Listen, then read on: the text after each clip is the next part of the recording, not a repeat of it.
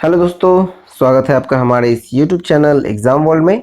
और मैं हूं श्रीकांत और आज हम लोग पढ़ने जा रहे हैं डेली करंट अफेयर्स में 15 मई 2020 के करंट अफेयर्स। तो चलिए शुरू करते हैं। शुरू करने से पहले आपसे रिक्वेस्ट है कि अगर आप हमारे चैनल पर नए हैं तो प्लीज़ सब्सक्राइब बटन दबाकर नोटिफिकेशन बेल दबाना ना भूलें। तो चलिए मूव करते हैं आज के पहले सवाल की ओर। पहला सवाल है, टीवीएस समूह और सुंदरम मेडिकल फाउंडेशन ने किस संस्था के साथ मिलकर द सुंदरम वेंटागो नाम का एक श्वसन यंत्र विकसित किया है? तो इसका सही उत्तर होगा option number C, IIT Madras. चलिए इसका डिटेल देखते हैं। सुंदरम वेंटागो जो कि एक कम लागत वाला एक ऑटोमेटेड रेस्पिरेटरी असिस्ट डिवाइस है और इसको बनाने में TVS group, Sundaram medical foundation और आईआईटी मद्रास द्वारा ये तीनों संयुक्त रूप से इसको विकसित किए हैं। और देखा जाए तो ये एक वर्सटाइल और मोबाइल डिवाइस श्वसन मापदंड की निरंतर निगरानी और रिपोर्टिंग में चिकित्सकों की सहायता करेगा। देखा जाए तो डिवाइस को एक आत्मस्फूर्त या एएमबी बैग को नियंत्रण और स्वचालित स्क्वीजिंग के माध्यम से रोगियों को श्वसन सहायता प्रदान करने के लिए विकसित किया गया है। डिवाइस में श्वसन दर प्रति मिनट, ज्वरीय मात्रा, दबाव मापदंड और I/E अनुपात को नियंत्रित करने के लिए ये विभिन्न कार्य इसमें शामिल है। चलिए मूव करते हैं अगले सवाल की ओर। अगला सवाल है, किस राज्य सरकार ने प्रशिक्षित युवाओं के लिए रोजगार, स्वरोजगार के अवसर पैदा करने और कौशल विकास के अवसरों की पेशकश करने के लिए होप पोर्टल लॉन्च किया है? तो होप पोर्टल जो है वो उत्तराखंड की सरकार ने लॉन्च किया है, इसलिए सही उत्तर होगा ऑप्शन नंबर बी, उत्तराखंड। चलिए इसका डिटेल देखते हैं। उत्तराखंड के मुख्यमंत्री त्रिवेंद्र सिंह रावत ने राज्य के बेरोजगार युवाओं को नौकरी के अवसर दिलाने में सहायता करने के लिए होप पोर्टल लॉन्च किया गया है। होप का फुल फॉर्म होता है हेल्पिंग आउट पीपल एवरीवेयर। इस पोर्टल का जो इस्तेमाल है वो राज्य के पढ़ने वाले युवाओं के साथ साथ उन युवाओं का डेटा एकत्र करने के लिए किया गया है जो हाल ही में राज्य में वापस लौटे हैं। और यह प्लेटफॉर्म बेरोजगार युवाओं को नौकरी की तलाश करने और कौशल का विकास में मदद करेगा। देखा जाए तो पोर्टल में मौजूदा डेटाबेस नियोक्ताओं की आवश्यकता के अनुसार योग्य उम्मीदवार तलाशने में मदद करेगा। और इस पोर्टल के जरिए नियोक्ताओं को उम्मीदवार के बारे में जानकारी मिलेगी कि उन्होंने कहां और क्या काम किया है। एक बार डेटाबेस पूर्ण रूप से तैयार हो जाने पर इसे मुख्यमंत्री स्वरोजगार योजना से जोड़ा जाएगा। चलिए मूव करते हैं अगले सवाल की ओर। अगला सवाल है, केंद्रीय वित्त मंत्री निर्मला सीतारमण ने हाल ही में बताया कि नकदी संकट से जूझ रही बिजली वितरण कंपनी डिस्कॉम में कितने करोड़ रुपए का नकदी डालेगी? तो इसका सही उत्तर होगा ऑप्शन नंबर डी, 90,000 करोड़ का।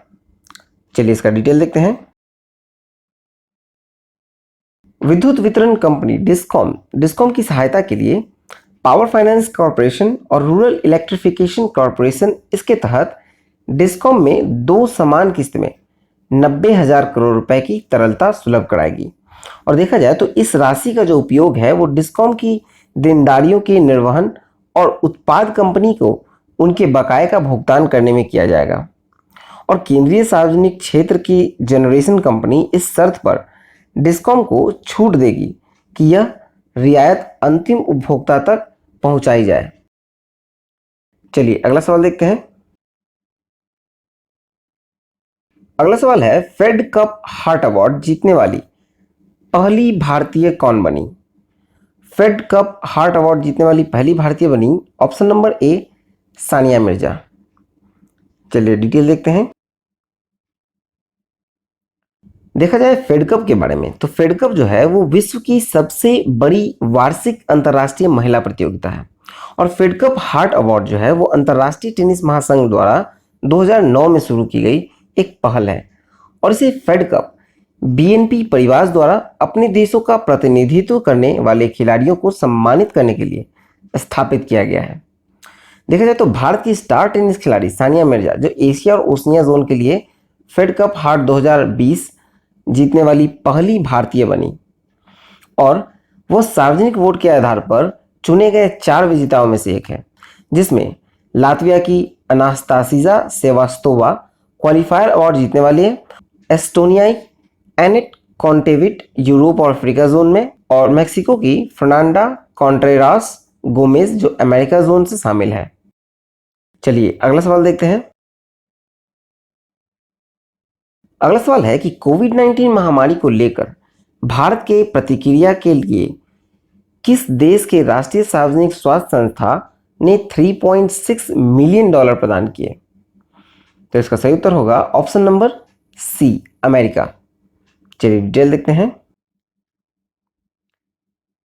अमेरिका की राष्ट्रीय सार्वजनिक स्वास्थ्य संस्था रोग नियंत्रण और रोकथाम केंद्र मतलब सीडीसी ने कोविड-19 महामारी के लिए भारत की प्रतिक्रिया की सहायता के लिए $3.6 मिलियन का योगदान दिया है, और वित्त पोषण की यह प्रारंभिक किस्त भारत को सार्स कोविड 2 प्रशिक्षण के लिए प्रयोगशाला क्षमता बढ़ाने के भारत के प्रयास को मजबूत करने और समर्थन करने में मदद करेगी। चलिए अगला सवाल देखते हैं। अगला सवाल है, विश्व आर्थिक मंच के वैश्विक ऊर्जा संक्रमण सूचकांक 2020 में भारत कितने स्थान पर पहुंच गया है? तो इसका सही उत्तर होगा ऑप्शन नंबर ए, 74th। चलिए डिटेल देखते हैं। विश्व आर्थिक मंच द्वारा भारत को वैश्विक एनर्जी ट्रांजिशन इंडेक्स में 74वें स्थान पर रखा गया है, और भारत ने आर्थिक विकास, ऊर्जा सुरक्षा और पर्यावरणीय स्थिरता के सभी प्रमुख मापदंडों में सुधार करके 2 स्थान की छलांग लगाई है, और भारत दुनिया के उन चुनिंदा देशों में से एक है जिसने साल 2015 से लगातार साल दर साल प्रगति की है। एनर्जी ट्रांजिशन इंडेक्स में स्वीडन पहले स्थान पर है, उसके बाद स्विट्जरलैंड, उसके बाद फिनलैंड। देखा जाए तो विश्व आर्थिक मंच का जो अध्यक्ष है वो है क्लाउस श्वाब, और इसका मुख्यालय है जिनेवा, स्विट्जरलैंड में। चलिए अगला सवाल देखते हैं। अगला सवाल है कि पाकिस्तान क्रिकेट बोर्ड ने किस बल्लेबाज को राष्ट्रीय टीम का वनडे कप्तान नियुक्त किया है? तो इसका सही उत्तर होगा option number B, Babar Azam को। चलिए इसका डिटेल देखें। पाकिस्तान क्रिकेट बोर्ड ने बल्लेबाज बाबर आलम को राष्ट्रीय टीम का वनडे का कैप्टन नियुक्त किया है, और देखा जाए तो बाबर आजम ने अभी तक खेले गए 26 टेस्ट मुकाबलों में 45.12 की औसत से 1850 रन बनाए हैं।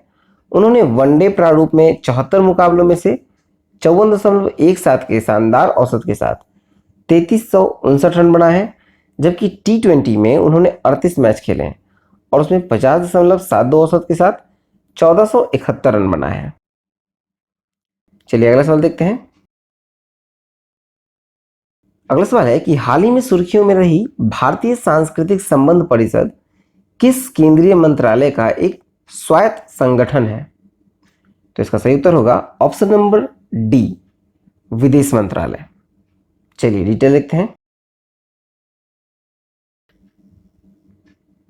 भारतीय सांस्कृतिक संबंध परिषद जो ICCR है वो केंद्रीय विदेश मंत्रालय का एक स्वायत्त संगठन है, और इसका मुख्य उद्देश्य है कि अन्य देशों के साथ सांस्कृतिक संबंध बनाना है। भारतीय सांस्कृतिक संबंध परिषद मतलब Indian council for cultural relationship, फिर से देखो पूरा।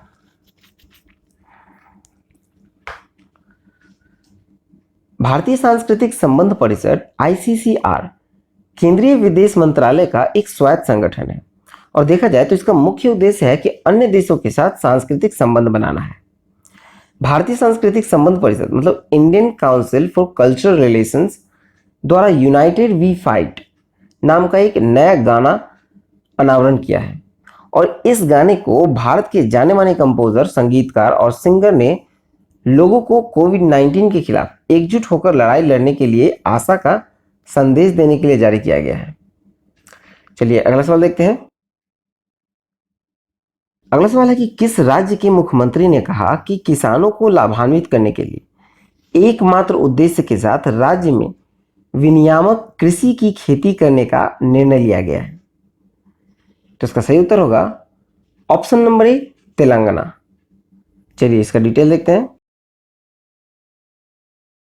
तेलंगाना सरकार ने एक अन्य फसल लाल चने की खेती को 10 लाख एकड़ तक सीमित कर दिया है और इसके अलावा राज्य जल्द ही इस संबंध में घोषणा करेगा कि राज्य के किस क्षेत्र में किस फसल की खेती की जाएगी। राज्य सरकार ने किसानों के लिए अपने नए दिशा निर्देश का पालन करना अनिवार्य कर दिया है और राज्य उन किसानों को न्यूनतम समर्थन मूल्य जिसे एमएसपी कहते हैं और ऋतु बंधु योजना का लाभ नहीं देगा जो इन दिशा निर्देशों का उल्लंघन करेंगे। तो चलिए, हमारा आज का करंट अफेयर्स यहीं समाप्त होता है। आई होप आपको अच्छा लगा हो, तो प्लीज़ वीडियो को लाइक कर दें, शेयर कर दें और अगर आपने अभी तक सब्सक्राइब नहीं किया है तो प्लीज़ सब्सक्राइब बटन दबाकर नोटिफिकेशन बेल दबाना ना भूलें। और अगर आपको इसका पीडीएफ चाहिए तो आप हमारे टेलीग्राम लिंक से डाउनलोड कर सकते हैं, जिसका लिंक नीचे डिस्क्रिप्शन बॉक्स में दिया गया है। All the best and thank you for watching exam world.